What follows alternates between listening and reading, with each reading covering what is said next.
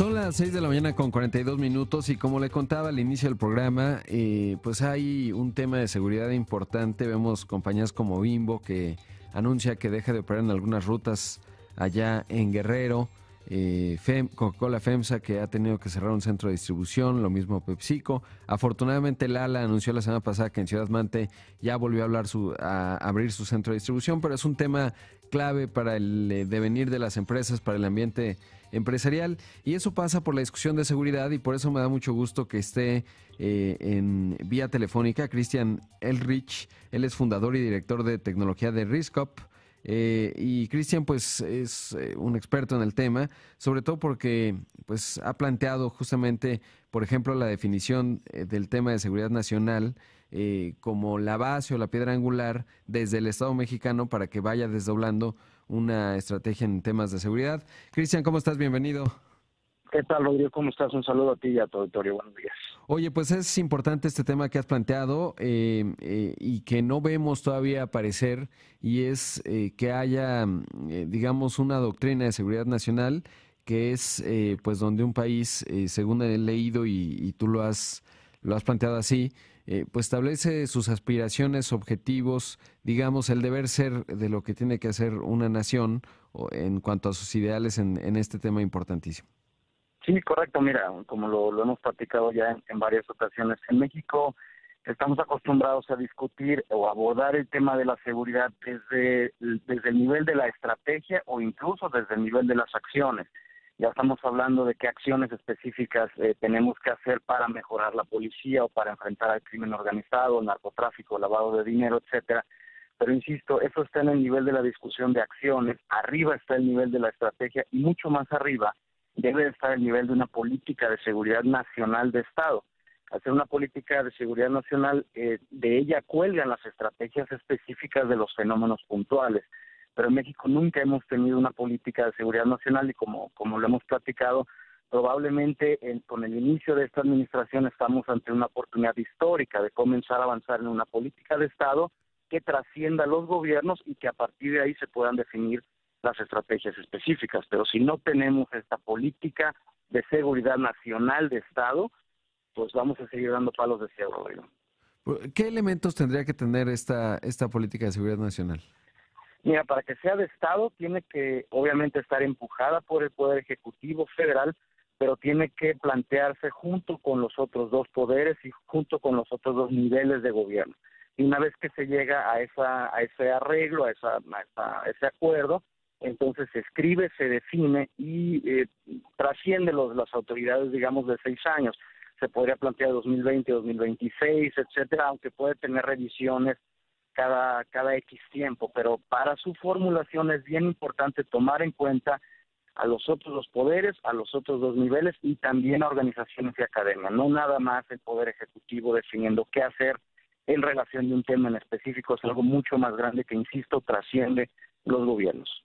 Ahora, ¿cómo observas que está la situación de seguridad de las empresas, sobre todo porque pues tú tienes contacto con muchas de ellas, son tus clientes, etcétera?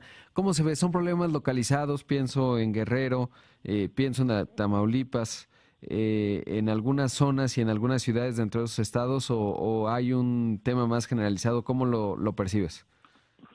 No, mira, yo creo que se puede hablar de dos fenómenos de seguridad en México, Rodrigo.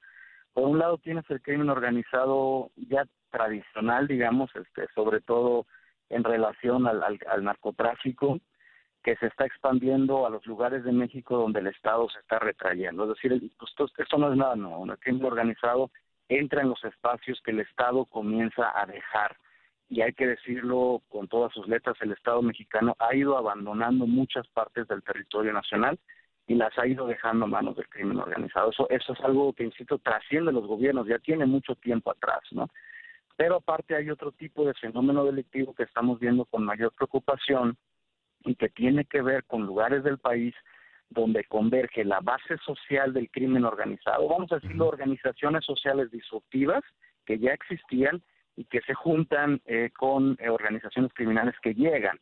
Entonces eso es más difícil combatir porque ya tienes una organización criminal pero que tiene apoyo social y eso es muy diferente a una organización criminal normal.